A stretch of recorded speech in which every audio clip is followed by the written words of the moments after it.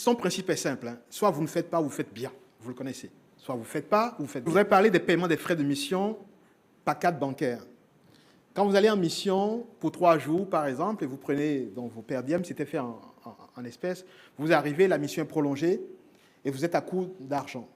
Aujourd'hui, grâce au dispositif qui existe, vous avez une carte bancaire, ça évite de trimballer du cash, mais ça permet aussi d'avoir la possibilité, en cas de prolongement de votre mission, d'avoir une capacité de réagir, puisque depuis Cotonou, on charge votre carte automatiquement opérationnelle et vous payez.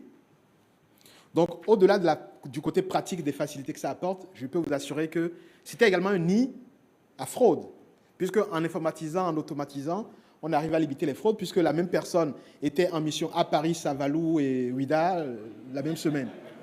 Maintenant, avec ça, c'est contrôlé, c'est limité. Le prochain élément, c'est la création de la cellule des voyages officiels. Là, c'est vraiment le scandale. Je pense que j'ai pris fonction le 7 avril, et entre le 7 avril et le 30 avril, j'ai eu peut-être 3 propositions sérieuses de créer ma propre agence de voyage. C'est-à-dire, on me dit, mais ce n'est pas possible, il faut tout de suite que tu crées une agence de voyage, tu ne sais pas, ce n'est pas possible. Mais alors moi, dès qu'on me fait une proposition, je creuse ce qu'il y a derrière. Donc, manque de bol, en creusant et en reportant au niveau du Conseil des ministres, on a étudié, on s'est aperçu qu'il y avait un vrai problème. Vous imaginez, pour un petit pays comme le Bénin, nous dépensions autour de 17 milliards en billets d'avion par an. C'est criminel. 17 milliards en moyenne par an. Alors, nous avons mis en place la cellule des voyages officiels.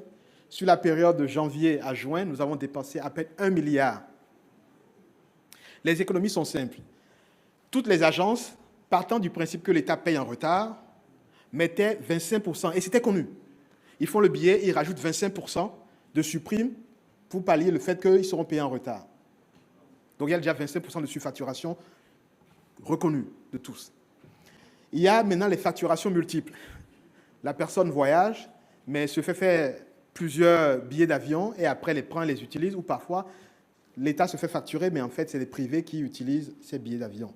Sans compter toutes les, je ne rentrerai pas dans les détails, mais les classes de réservation, les textes sont clairs, ceux qui doivent voyager en économique, en affaires, mais rien n'était respecté et les billets étaient achetés. Les agences étaient motivées, puisqu'elles avaient une surprime de 25% du prix du billet. Quand un aller-retour Cotonou-Paris peut être acheté à 500 000, on préférait prendre le billet le plus cher, puisqu'on se faisait de la marge, mais en plus, on se prenait 25% du montant le plus élevé. Donc, c'était tout un dispositif complètement hallucinant. Mais voilà aussi des économies, c'est déjà réalisé, ce n'est pas des paroles en l'air. Il y a également l'adoption du crédit bail, donc du leasing pour la gestion du parc automobile de l'État. Ça aussi, c'est une vraie catastrophe. Vous savez, dans un passé encore récent, quand vous allez à Cotonou, vous voyez des voitures plaques officielles circuler partout.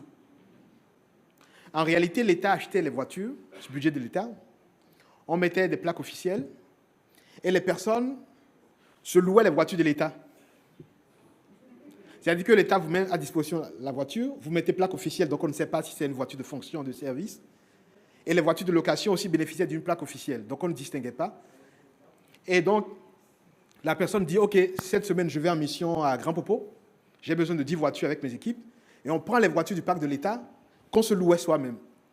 Et donc, l'État était dans une situation où, entre les locations et les achats de voitures et les réparations, on dépensait minimum 30 milliards jusqu'à 40 milliards par an. 30 à 40 milliards par an. Donc, la mise en place de cette réforme et de passer au leasing fait que nous allons diviser au moins par moitié les coûts.